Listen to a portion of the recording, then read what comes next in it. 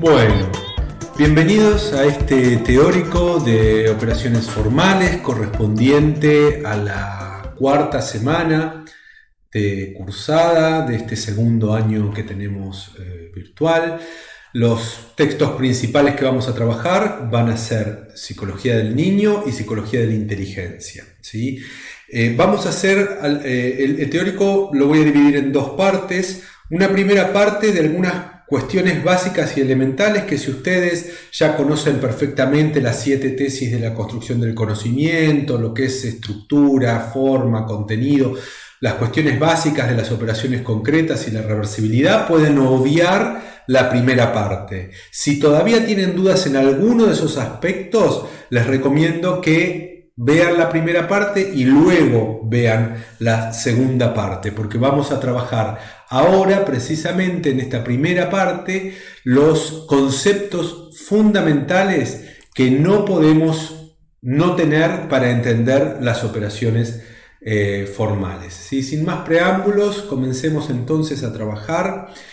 El programa para el día de hoy es el siguiente. Vamos a repasar esta primera parte. Va a tener que ver con el repaso de las 7 tesis, la reversibilidad de las operaciones concretas, ¿sí? Luego vamos a cortar precisamente en el punto donde empezamos a trabajar con las estructuras piagetianas, para después del break meternos de fuerte con lo que es estructura, forma, contenido, cómo se construyen las operaciones formales, cuáles son los esquemas operatorios formales, qué es la disociación de factores y qué importancia tiene para lo que es la inducción de leyes, es decir, la construcción de teoría científica. Y finalmente, sobre qué pasa en el sujeto con las operaciones formales. Entonces, como para comenzar con este repaso, nosotros vimos que a lo largo de las construcciones que se van dando desde el preoperatorio hasta las operaciones concretas, veíamos que teníamos una sucesión que iba desde la acción misma, ¿sí? Que iba desde la acción ejecutada en la realidad a la acción interiorizada que permite conexiones intemporales y necesarias, ¿sí? Recuerdan ustedes que eso es lo que habíamos visto en lo que son las operaciones concretas. La reversibilidad no es más que la coordinación de dos esquemas de acción en una totalidad única y simultánea. Eso es lo que le da el carácter de necesariedad a las conclusiones que se sacan a partir de que se construyeron las operaciones concretas. Respecto del repaso de las 7 tesis de las 7 tesis de la construcción del conocimiento, yo simplemente quería pensar algunos aspectos que ponen en juego. Por ejemplo, las primeras 3 ponen en juego la relación entre biología y conocimiento. Y es algo que no podemos olvidar, porque recuerden que la acción es la base de todo conocimiento para Piaget. Con lo cual, la única construcción posible de conocimiento parte por la acción del sujeto sobre la realidad. Hasta las estructuras lógicas, que justamente es lo que vamos a ver hoy, surgen o se construyen a partir de las acciones del sujeto, de la forma en que el sujeto asimila el medio y la forma en que el sujeto se acomoda al medio, ¿sí? Eso va en conjunto, eso que constituye la adaptación, o sea, acomodación y asimilación. Asimilación es incorporar elementos del medio sobre los esquemas del sujeto, y acomodación es acomodar los esquemas del sujeto al medio o a la realidad. Además de eso que constituye la adaptación, que es el equilibrio entre asimilación y acomodación, la otra gran invariante funcional es la organización. ¿Por qué hablo de organización? Porque la organización es fundamental para entender cómo es posible que se construyan las estructuras de las operaciones formales. Es la otra gran invariante funcional. Fíjense ustedes que logramos hacer cosas súper complejas, lo vamos a ver también cuando veamos sistemas complejos, que logramos, en la construcción del sujeto epistémico logra construcciones complejísimas a partir de principios bien simples. Esos principios bien simples tienen que ver con la adaptación, que es asimilación y acomodación en equilibrio o en equilibración, y la organización, que implica establecer relaciones, ¿sí? A ver, las relaciones se establecen como una forma de coordinar acciones dentro de lo que serían las estructuras cognitivas del sujeto. Por ejemplo, no hay manera de deducir por mera observación que después de todo relámpago viene un trueno. Eso no hay forma, ¿sí? No hay forma, no sale de la observación, ¿sí? Sale de esa relación que se establece mentalmente, podríamos decir, vi un relámpago, escuché un trueno, vi un relámpago, escuché un trueno, vi un relámpago, escuché un trueno. Porque no hay una relación física que me permita observar la relación del relámpago con el trueno. Sin embargo, a partir de ejecutar el esquema de acción ver un relámpago y ejecutar el esquema de acción escuchar un trueno muchísimas veces, ambas cosas las coordino como si fueran una causalidad, pero esa causalidad es construcción cognoscitiva y es coordinación de esquemas, es la coordinación del esquema ver un relámpago con la coordinación del esquema escuchar un trueno. Y con esto me imagino que podrán remitirse hasta la inteligencia sensoriomotriz, porque los procesos de funcionamiento, recordemos, son siempre los mismos. Y el desarrollo del sujeto epistémico se va dando a partir de reorganizaciones sucesivas, que no están previstas de antemano. Ojo, porque Piaget no considera que el desarrollo esté previsto biológicamente, sino que el desarrollo está condicionado por el modo en que estos dos invariantes funcionales, la organización y la adaptación, a partir de la acción sobre la realidad, va generando coordinaciones interiorizadas que permiten establecer cada vez complejidades más grandes. Por eso son reorganizaciones sucesivas que se producen dentro de las estructuras cognitivas del sujeto, que no están de por sí en la realidad. Y con eso es re importante para poder pensar cómo se piensan las estructuras lógico-matemáticas desde el epistemólogo que está investigando esas estructuras, que las ve matemáticamente si se quiere, a cómo se piensan del lado del sujeto que las utiliza para organizar su mundo sin saber que se trata de esas estructuras.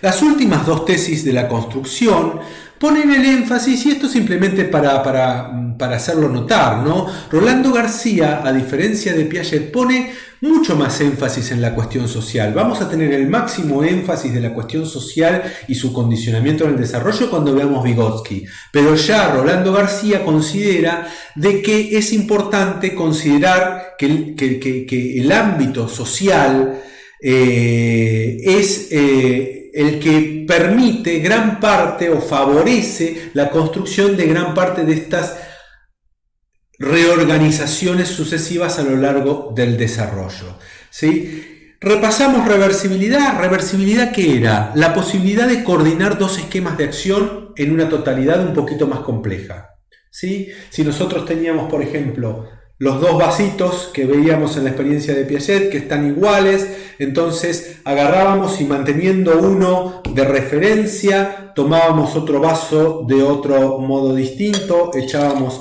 el agua en el otro vaso. En estos no hay muchísima diferencia, pero en este es un poquito más alto el agua que en este.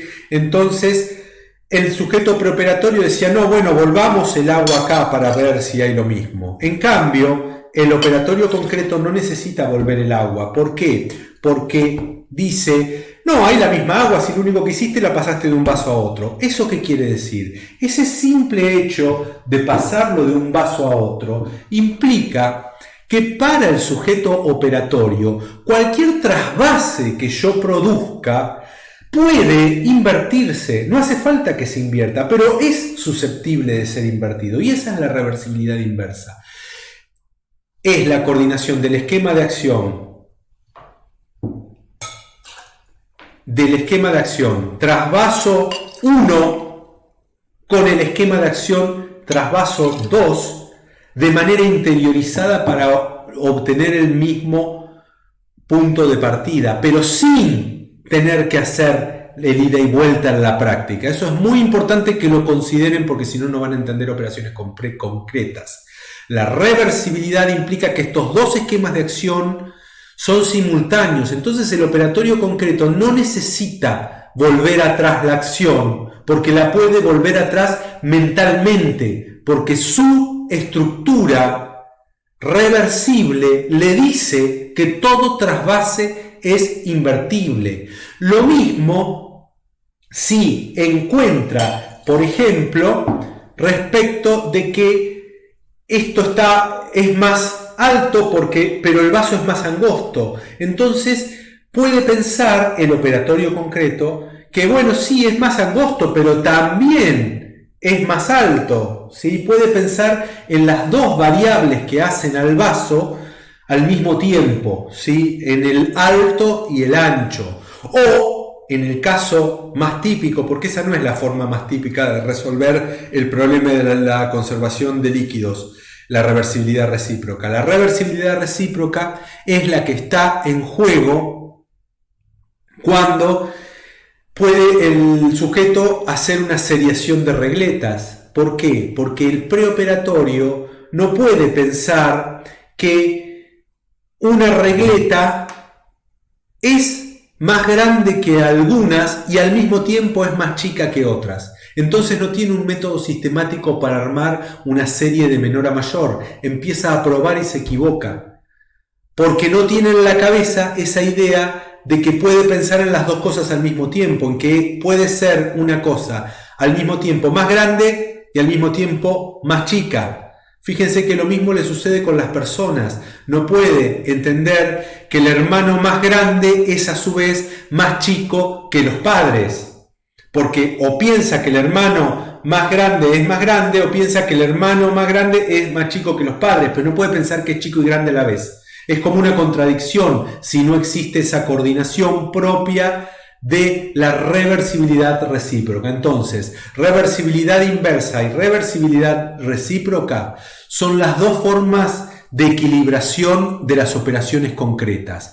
Esta equilibra los sistemas de relaciones y esto equilibra los sistemas de clasificación, por ejemplo, ¿sí? Ahora vamos a ver un poquito en la segunda parte vamos a ver eso. Entonces, ¿qué es reversibilidad? Importante que lo tengan en cuenta, que implica cada una de las dos formas de reversibilidad. Cada reversibilidad implica al menos dos esquemas, que a su vez esos esquemas tienen que ser interiorizados para que la compensación de la recíproca o el ida y vuelta de la inversa puedan hacerse mentalmente, en el mismo momento, en el mismo tiempo pensar la compensación, en el mismo tiempo pensar la ida y la vuelta. Para eso hace falta que sean esquemas interiorizados y no acciones sobre la realidad. Tienen que ser esquemas interiorizados que se produjeron como consecuencia de la repetición de las acciones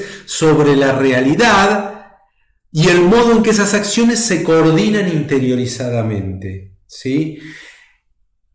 Para que haya reversibilidad, las dos acciones implicadas en esos dos esquemas de acción tienen que ser simultáneas, ¿sí? Si no, no hay reversibilidad. Hay retorno empírico para el caso del retorno al punto de partida, o centrarse en una u otra variable alternativamente para el caso de la reversibilidad de recíproca o simetría, que a veces se la llama simetría también. Las operaciones concretas tienen una dificultad, y es que siempre se aplican a objetos o sus reuniones, ¿sí? Entonces, no es necesario que los objetos estén presentes, pero sí es una operación que se aplica a un objeto. Si yo les digo, clasifiquemos o separemos a los animales en los animales que tienen plumas y los animales que tienen pelos, ¿sí? No me hace falta traerles todos los animales que tienen plumas y que tienen pelos al operatorio concreto para que entienda que hay animales que tienen plumas y que se contraponen a animales que tienen pelos, ¿sí? Eso perfectamente lo puede hacer de manera mental, no le hace falta traer los animales.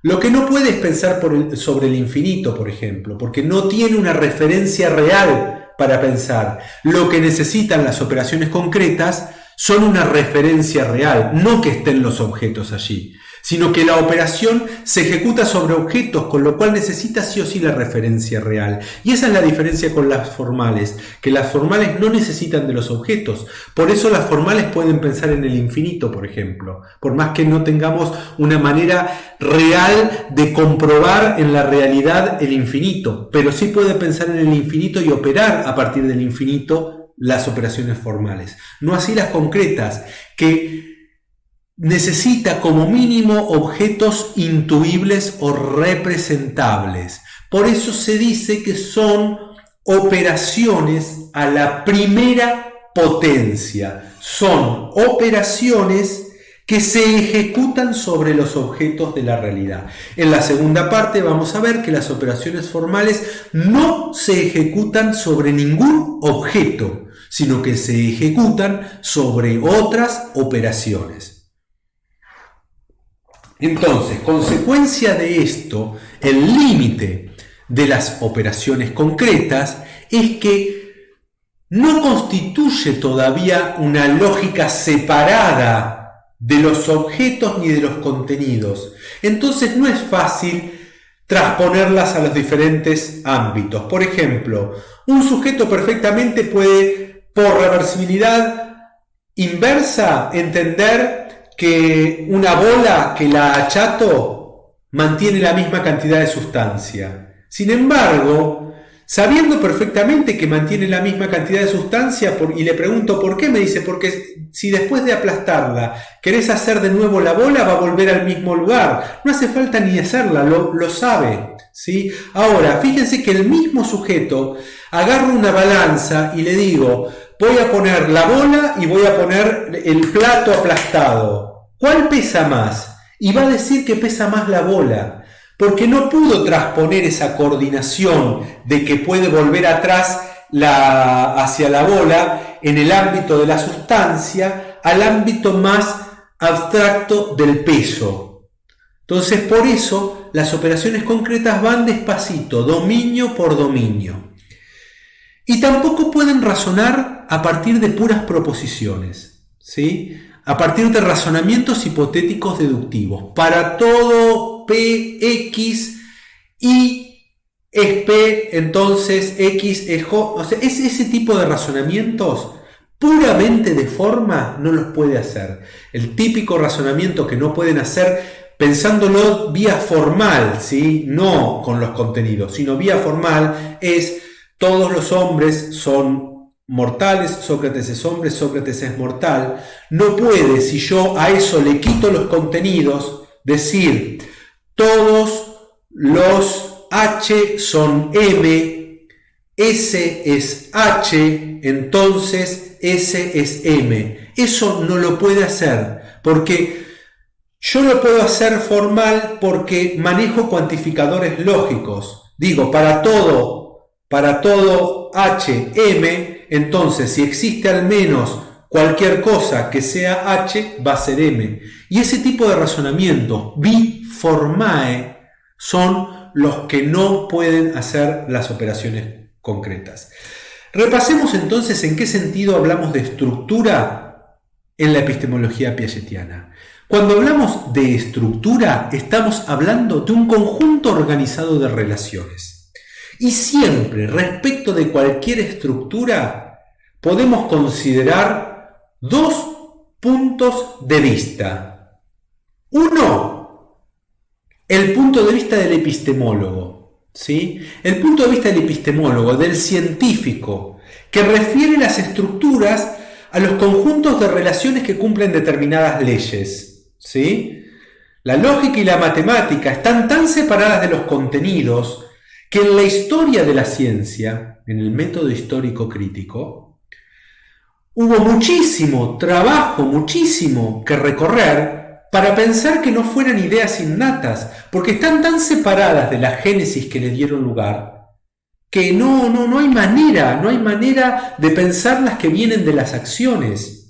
Justamente la construcción en lo real, la construcción de lo real en el niño de Piaget, es un texto eminentemente filosófico, con mucho material empírico para poder comprobar desde la psicogénesis esas hipótesis epistemológicas. Pero las hipótesis epistemológicas que están en juego en la construcción de lo real es precisamente que esas estructuras que Kant en la estética trascendental llamaba que son condición de la experiencia, estructuras a priori, es decir, estructuras que son independientes de la experiencia, y estamos hablando de espacio, tiempo, causalidad, están tan alejadas esas estructuras de los contenidos que Kant las pensaba que eran innatas, que no provenían de la experiencia, sino que permitían ordenar la experiencia.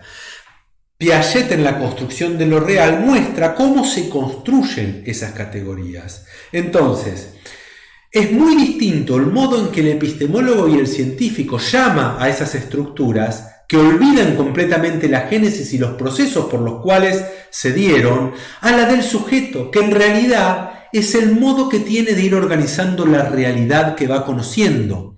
Entonces, la estructura del lado del sujeto, por más que el sujeto no hable de estructura, remite al modo en que el sujeto organiza la realidad que lo rodea. Entonces, siempre cuando hablamos de estructura, tenemos el punto de vista del científico, el punto de vista externo, y luego el punto de vista del sujeto, que no sabe que está usando la estructura, pero que la usa para organizar su realidad. En ese sentido, el sujeto construye sus instrumentos para organizar el mundo a partir de la experiencia, es decir, a partir de actuar sobre los objetos del mundo. Sus instrumentos de organización del mundo no surgen de la nada, sino que surgen del modo en que él organiza el mundo, y de organizarlo tantas veces en su experiencia, en su curiosidad del mundo, es que esas formas de organizar se interiorizan como coordinaciones. Las primeras interiorizaciones importantes en la construcción en el desarrollo del sujeto epistémico son las coordinaciones que implican coordinar el esquema del trasvase 1 con el esquema del trasvase 2, para a partir de ahí considerar que todo trasvase es invertible. Entonces tenemos los dos esquemas abajo y luego esa coordinación de esos dos esquemas a partir de la reversibilidad, ¿sí? Eso es lo que tenemos en las operaciones concretas. Lo mismo con la reversibilidad recíproca o simetría, que permite pensar en las dos dimensiones de un objeto al mismo tiempo. Entonces tenemos dimensión ancho, tenemos dimensión alto. Recuerden que siempre la percepción en epistemología genética es ejecutar esquemas de acción.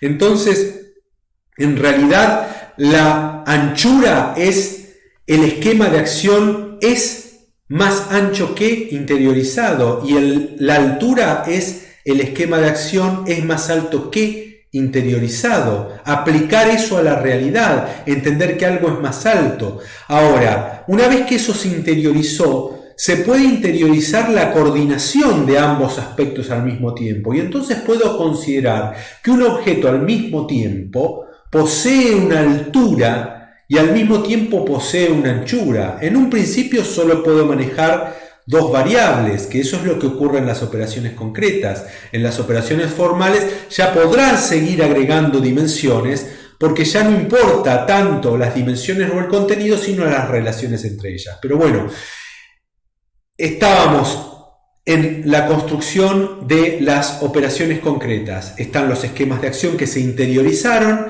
de esa manera pueden coordinarse en una totalidad simultánea, y tenemos la reversibilidad. Entonces, la reversibilidad es la interiorización de una coordinación de esquemas de acción. ¿Sí?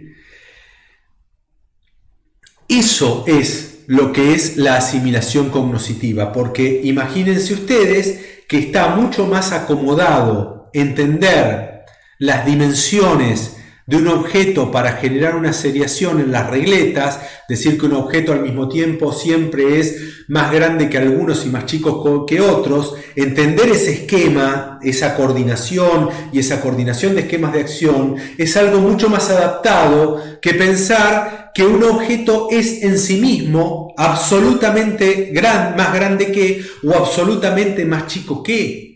Entonces vamos viendo cómo la adaptación va logrando mayores equilibrios, y en las operaciones concretas esos equilibrios los llama el epistemólogo reversibilidad, que es la coordinación de dos esquemas de acción en un todo simultáneo. Ahora, cuando vayamos a las operaciones formales, no solo vamos a tener dos esquemas acá que se coordinan en uno, reversibilidad inversa, dos esquemas acá que se coordinan en uno, reversibilidad recíproca, sino que también vamos a tener reversibilidad inversa y reversibilidad recíproca que se puedan combinar en una estructura donde ambas empiezan a estar relacionadas e interconectadas en toda evaluación de la realidad. Entonces, ya toda evaluación de la realidad que yo haga desde las operaciones formales va a incluir al mismo tiempo inversiones y reciprocidades al mismo tiempo. De acá abajo hasta acá arriba hay dos cambios radicales.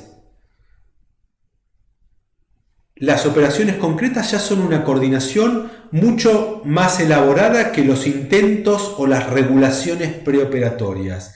Y la posibilidad de coordinar inversiones y reciprocidades es una coordinación mucho más compleja, porque pone en juego un montón de elementos y además permite que todos esos elementos puedan relacionarse entre sí, que es lo que vamos a ver que sucede en los esquemas operatorios formal sobre el final de la segunda parte de este teórico. Entonces, para terminar con esta primera parte y hacer un pequeño break, la lógica y podríamos decir la matemática en la epistemología genética es considerada el resultado de un proceso constructivo, donde para la epistemología genética la actividad cognoscitiva consiste en dar forma, imponer un orden en las interacciones con la realidad. Esa es la actividad cognoscitiva, aplicar esquemas, interiorizarlos, diferenciarlos, recoordinarlos y complejizarlos. Eso es la actividad cognoscitiva. Bueno, hasta aquí hemos llegado en esta primera parte. Los invito a ver la segunda parte, donde ya nos metemos con lo específico de las operaciones formales. Gracias.